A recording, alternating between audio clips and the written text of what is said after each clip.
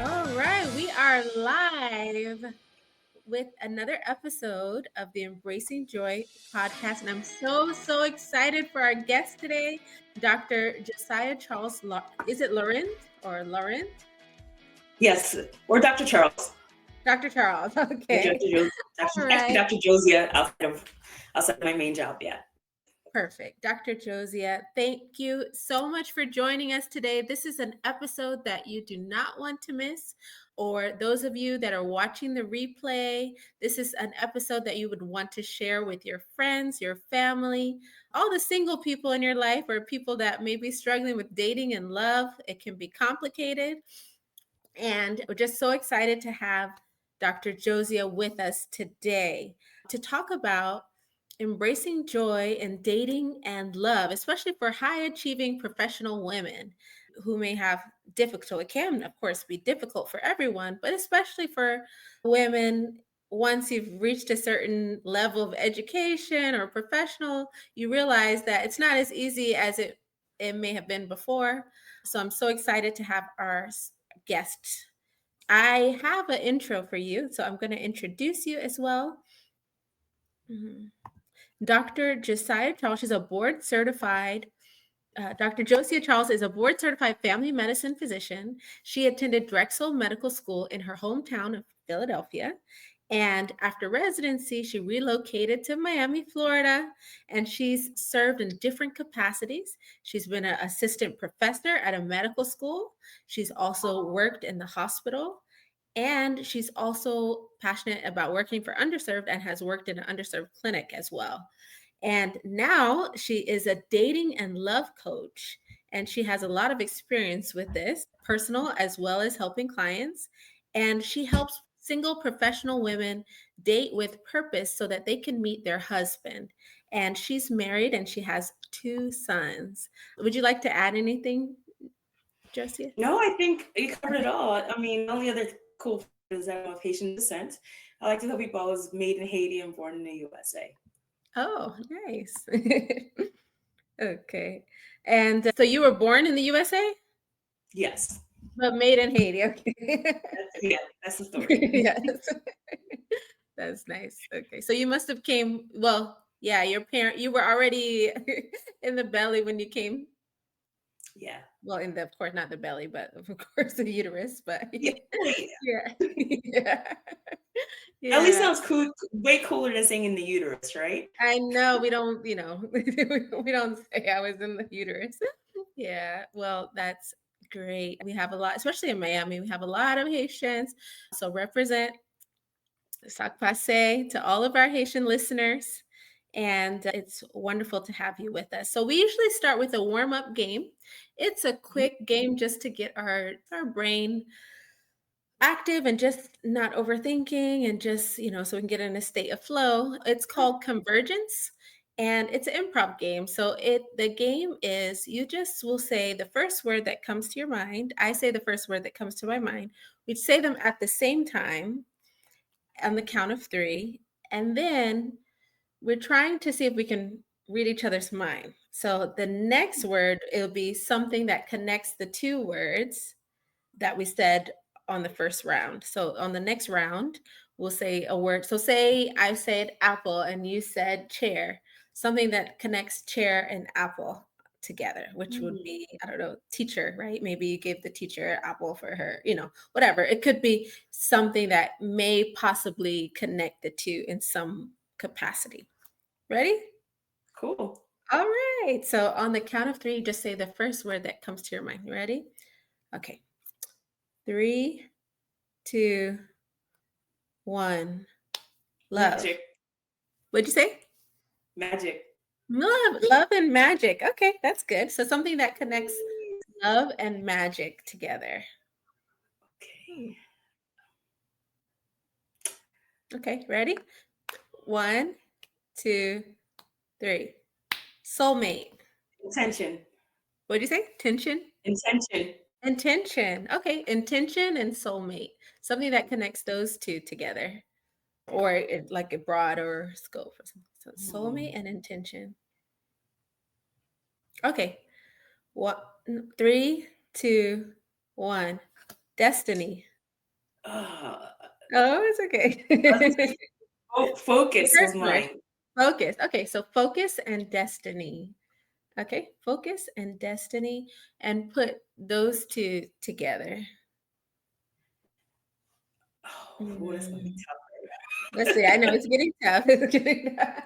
Let's see. And you're just the point is it's just a game, just to say Okay, whatever flows, whatever comes to mind. Okay. So, all right. Three, two, one. heart. Peace. I said peace, peace and heart. Okay. Heart and peace. Okay. All right. All right. Ready? Something that puts heart and peace together. Three, two, one. Home. Home. Okay. I'm having a brain. Oh Let's no, see. come on, you already heard mine. I know. I was thinking like self. For some reason, self is what comes up. So self and Okay, home. home Okay. and self. Hmm. Yeah, you can if Okay. you can feel like yourself at home and home's your Yeah. Right. yeah, Your yeah. truth. You can be at home in yourself. Okay. So home and self, something that puts those two together. Okay. All right. Three, two, one. Temple. S- Serenity. Okay, because I was thinking like your body is a temple, like serenity. Okay, serenity and temple. All right. So something that I think we're kind of deep in our word Yeah, choices, which is we went good. really deep. But I think it's harder to get on the same page when we're deep. But let's see if we can make it more broad. So serenity and temple. Something that puts serenity and temple together. Could be Mhm. any word. Say ready? Okay. Okay. All right. Serenity and temple. Three, two, one. Church. God. God. But we're God. getting Okay. there. God and church. There we go. I think that's close enough. Yes. I think That's that's close enough. fun. Wow. I've never Yeah. played So that it's a before. fun game just to get our juices flowing to see if we can get on the same page. And with that being said, we're going to head right into our questions for you. Sure. So, doctor. So, you, as a high achieving professional yourself, I am sure you understand that there's a lot of challenges that come with balancing your career and your personal relationship. And have you noticed that there's some unique challenges or hurdles that single professional women face when it comes to the dating scene? Yes, Yes. absolutely. Mhm. I tell a lot of folks my own experience, my own stories. I'm not just, talking for abstractly, but I know it from being there firsthand. I think the unique thing for professional women is whether or not when you're dating, is a person interested in you or your title, right? Hmm. And it's very common in our society for it to be the other way around, that we're looking at guys and their potential or their title, but it's different when it's flipped to us, because even though we have this progression of our careers, the society we live in is still pretty traditional in terms of the gender roles, if you will. So that's something to kind of keep in mind, and many women can attest to this. They go into a mixer, a professional thing, or a hybrid of it, because a lot of professional mixers are like dating things on the low or dating opportunities. And you just wonder, is a person really into you because of you? You being Sally, or versus you have the doctor title behind your name, or your MBA, or you're an attorney, or you own your business. Hmm. Yeah. So do you think the title serves as like a hindrance to dating in terms of like, I know when I was dating and as a medical student, sometimes that was something I would hide because I didn't want to show that I was studying to be a doctor because I thought it may intimidate some of my options, right? Because you're like, oh, I don't want them to, but it's also I don't want them to pick me for the title, I want them to pick me for me because there's a certain connotation that comes with being a doctor. Like, oh, okay, she's not someone that I can date, or is, I guess it can go positively and negatively, right? That title.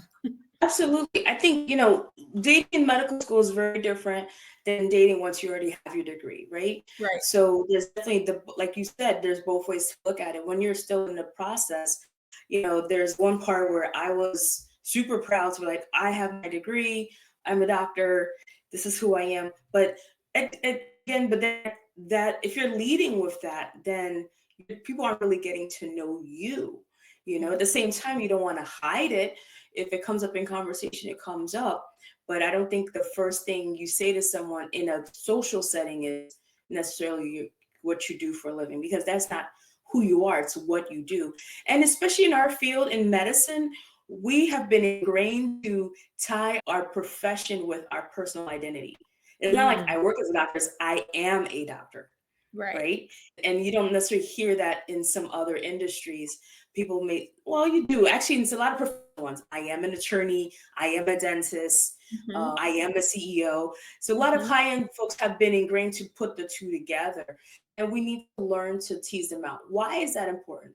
Not just in the dating scene as you're going to meet people and find out whether you're compatible, but also when you move forward into marriage. When you come home from work, back to the serenity we talked about earlier, or the mhm. temple, you don't necessarily want to bring work home with you. You want to just be you and Right. unwind, right? So we need to practice that and embrace that even in dating, to separate those two. It doesn't make you less of a person. In fact, there's this whole notion of rest is resistance and moving away from the go-go of business and capitalism and always striving for funds and money. And there's nothing wrong with that. It has its time and place, is what I'm getting at. Same Mhm. way with leading with our titles in dating. Yeah, I like that you said that because, a lot of us in all different professional fields can tie our self-worth to that title, but you're much more than that title. And then when you're dating, right, it's good to take the title off so that you show up not in your professional sense, but as your full self. And I love that you say that. And when you connect with these women, so other than not introducing yourself with your title, how can you kind of overcome some of that hurdle, like of tying yourself to the professionalism or in that dating scene, or, how do some women overcome that hurdle? I think it starts with, getting to know yourself Mhm. and getting to really dig into that. Not what people told you who they think you are and you've internalized over the years, but really getting to know yourself. Some work I do is what I call mirror work. And it's not something unique to me. It's been done for years and many different levels of therapy and coaching, where you get to really look at yourself in the actual mirror. It's not your phone on selfie mode, but to really talk to yourself. And who is Josya? Who Mhm. is Magda? Right? Mhm. And you'd be surprised what comes back to you and that inner voice, that inner knowing, not what you've heard from your parents for 30, 40 plus years, what you heard from your colleagues in work, not even what you heard from people you've dated up along the way. They do have their roles, but I think to really get into that place, we need to kind of know who we are, because as we get to know ourselves and love ourselves on different levels, then that helps us in how we then approach other people. Because many times we project what we see of ourselves onto other people. Mhm. Yeah, and I think that's key, and that's something that is a lot of us wouldn't know to do, right? So a lot of us wouldn't know to, like, you've accomplished so much. A lot of the women listening, a lot of the men listening have accomplished so much, and they're just looking for a partner. But it also takes that understanding of self, right? And that deeper understanding of self. So how do you work with women to kind of help them see themselves more before they start their dating journey? Is that part of the coaching? Yeah. Absolutely. I think before we even get, like, one of the first things I do in my dating process is we really work on getting to know ourselves. We Mhm. do what I call the 360 approach, borrowing it from the corporate world. There's a 360 evaluation, but we kind of do that where we get to, ask ourselves who we think we are. We do get feedback from those around us as well. I mean, their feedback is not the end all be all, but it gives us some nice idea of where we're starting from. And the reality is, no one has taught us how to date. right? There's no, you don't in school go to, oh, okay, at 11 o'clock, third period is my dating class, and I Mhm. have, social studies after that. We didn't have that, right? What we know from dating is what we've seen on TV. And Right. remember, or I should make people aware, television and social media, well, now social media, but for most of us of our generation with television, the main job of television is to sell products, not necessarily to educate, maybe to entertain, but the idea is to sell products during those commercial breaks. That's why it's called programming, right? So Mhm. we get these, romanticized ideas of romance, which aren't real, from movies, from television, and we bring those into our interactions, and then we get disappointed because the interactions don't meet up to what we saw on TV. Forgetting that Mhm. on TV, everything is cut. This is take 36. We're going to erase this part of the script. We're going to add this in. And then we forget we are real life people and we're interacting with real life people. We have Right. our shortcomings, they have their shortcomings. So I would say, to sum it up, we need to learn grace. And as women are learning that for themselves, then that's what they bring into their dating experiences and have much more fulfilling dating experiences. You're so right. Like, and a lot of us, especially, I don't know, for speaking of my own experience, a lot of us were not allowed to date, right? And Oh, for a long time, right? It's like, oh, you're not allowed to date. And then once you get past school, it's like, oh, how come you're not married? Like, wait, I wasn't allowed to date from this age to this age. Like, how is that, so that's part of the learning too, is like, when you are able to date in a supervised environment, you're able to learn in a way, maybe, but a lot of us did not have a supervised environment to practice or to learn to date. It was just, focus on school, not allowed to date, or focus on school, focus on this, or focus on your profession. And once you get that, now, date, but there's no guidance, right? So, like you said, a lot of us are missing that guidance step. Oh, It's it's on so many levels, right? I mean, in Creole, in Haitian Creole, the saying "l'école, la caille, l'église." You only taught three things. So l'école meaning school, la caille meaning home, and l'église meaning church. And those are the only three places you should be. And that was exactly my upbringing. It was like, focus on school, no boys, get your degree, don't come home pregnant. And the next thing you know, why don't you have someone? Where are my grandkids? You're like, minute, and then you have another element too. Many of us are first generation in our careers. Mhm. So our parents who, found love at 24, 19, 21, 30, didn't necessarily, well, one, they found at a younger age. Two, they, for the most part, because we're the ones breaking the barriers, they probably don't have those professional careers to balance. Wait, I'm spending all these years in school and then trying to add love on top of that. So they're coming from a very different perspective and a very different world than what we're coming from. And so that adds another part of it too. And I think, when we go into dating, we need to kind of turn down those voices from our parents and been growing. So we take the pressure off ourselves. Like, I gotta date, I gotta find someone, I gotta make mom happy, I gotta make dad happy. No, no, no, no, no. Because at the end of the day, you're not marrying them and bringing them home. And so I Right. think that's part of the unlearning that has to take place. Right. You have to do what's best for yourself. And that's why the understanding of self, like you said, is the most important part of that process. Right. So, yeah, I really like that you know, I mean, you understand like when you're first generation in a certain profession, it is different. So, yeah. You talk about dating with purpose as well. I would like you to talk a little bit more about that. What does dating with purpose mean?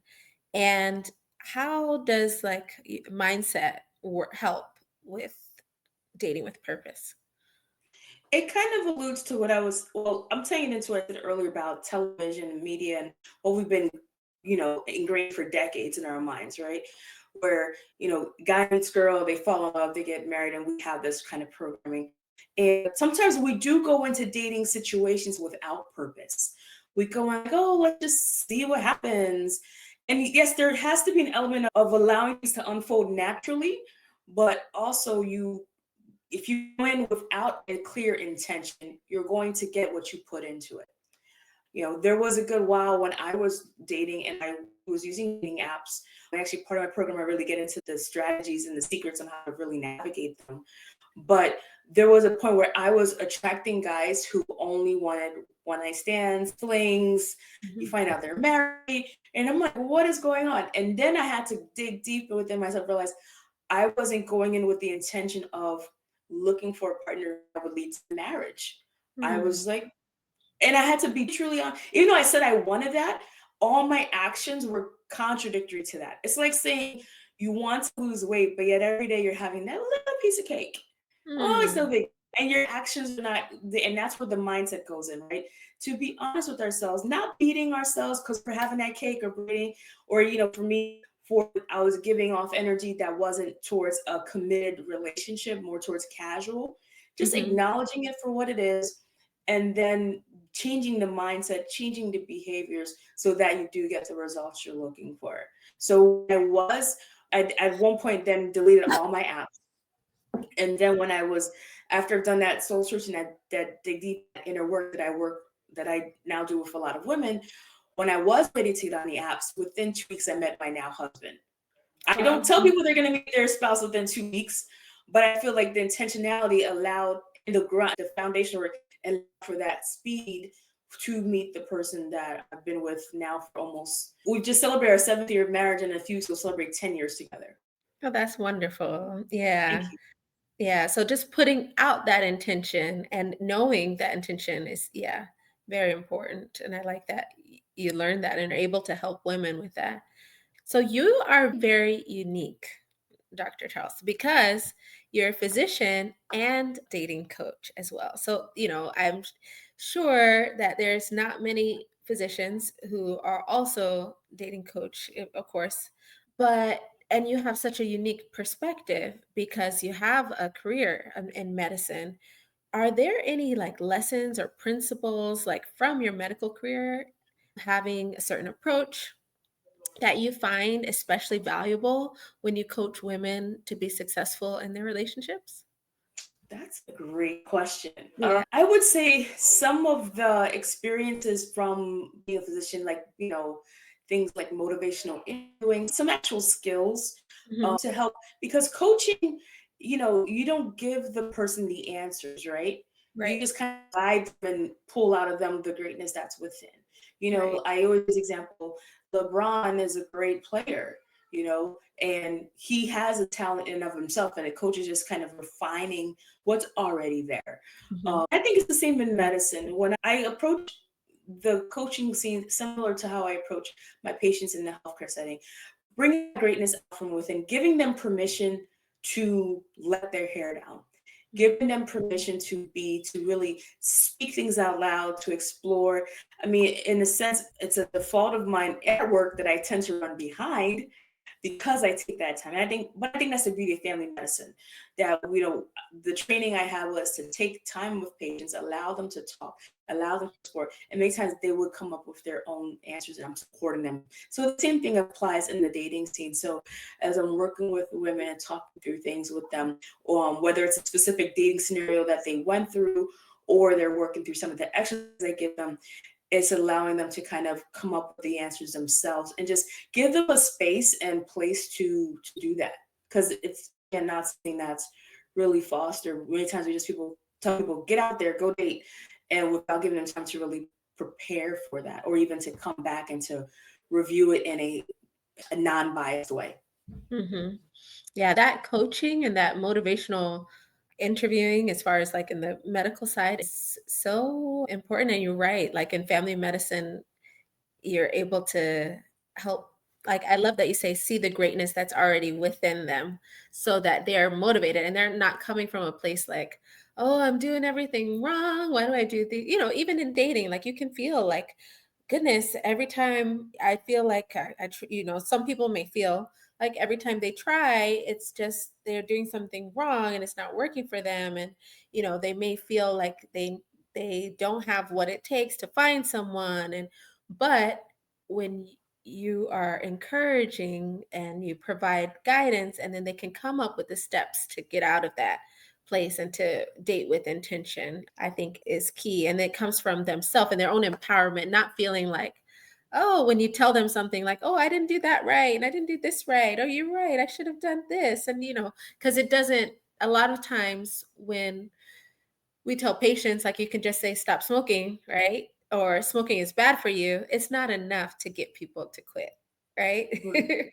Right. You have to empower them to see, like, oh, what about this smoking is benefiting you? What is not benefiting you? Why would you want to quit? And how can I support you if when you're ready to quit or when you're ready? So all of those things are very important. And I like that you're able to provide such a safe environment for people who are professionals that want to find love and enter that dating scene with intention and purpose.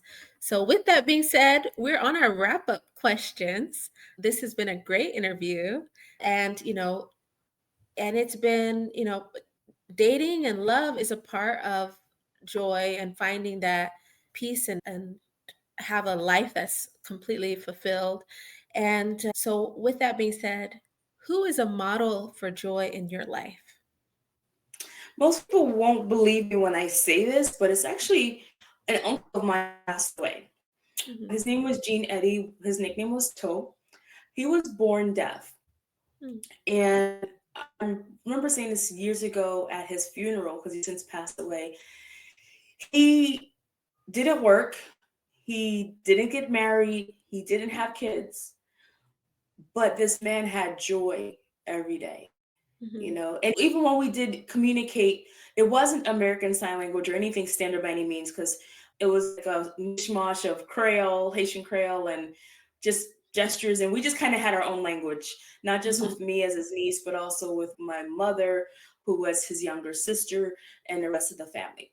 But my uncle, he always smiled. And even though, like I said, he was born deaf, he would always be singing to himself and dancing. And I'm like, where is he finding this inner music? Like, you Mhm. would think, and there were times I thought he was, and I'm like, he's totally like pulling my leg. But he was the epitome of for joy. He passed away when I was in medical school Mhm. due to many health complications. But it was in that moment I was like, in this process of becoming a physician, I believe I was in the end of my third year. I'm in this process of becoming a physician and a career. But again, those things don't define you. You can have all those, you can never have those things or even lose them and still be a happy and joyful person. So he's the person who I think about joy. Mhm. That's right. And I like that that's a great example because it's something that can be just a gift, right? Just a gift from our higher power, our creator that you just have. And it's not tied to what you do or who you are, how much money you have. And that's a great reminder. And your uncle or your abilities, right? He was not able to hear, but he had his own music, right? How do you have music for someone that, may not be able to hear the same way that we do? So if you were cooking a cake of joy, what would be your top 3 ingredients and why? If I was cooking a cake of joy, three things. I would say the first thing would be to let the past go, to be able to forgive. That forgiveness is a superpower. And I know some people will hear this and they'll automatically clench and tighten up, and that just shows Mhm. they're not able to let go. But that's Not the yet. first not yet. And that's sort of a move towards joy. I think being able to forgive, letting the past go, being in the moment. Mhm. Kids are experts in this. They are in that moment and they're just pure joy. And then I think the third thing is to choose joy. We can choose it. We can be in a funk about something and literally the next second instantly feel better. We can still, whatever that situation, but joy is a choice, and I think when people realize that gives them a power that they didn't realize they had before. So yeah, forgiving, being in the moment, and just choosing joy are the three things I would add to my joy cake. I love those. I absolutely love those. This has been a great conversation. So, for Yes. all of our listeners and people on the replay that are listening again, please share this video with a friend, with your colleagues. And if you are looking for a dating coach and something resonated with you, which I'm sure it did, please reach out to Dr. Josya. You can find her at drjosya.com. She's on Instagram at Dr. Josya, Josya, and she's also on Facebook, Dr. Josya on Facebook as well. With that being said, I'll let you, if you want to say any closing statement, Dr. Josya, as well. Yeah, I want to say I really enjoyed this time together just to kind of sit and talk about joy, especially in this world where there's not joy at times. And we're actually in the season of joy at this time of year. So this has just been a wonderful moment. And if anyone decides, hey, I think I want to at least explore the possibility of dating coaching and whether it would work for me, just hit me up on any of those candles you mentioned and let's have a conversation. Let's get on the phone and talk. All right. Thank you so much again, Dr. Josya. This has been a great episode. And you're right, this is the season of joy. We're in December. And so try to choose joy, right? It's an option, you can choose it. And please like, share, and watch the replay if you can. Take care and tune in for the next episode of the Embracing Joy podcast. Bye. Bye.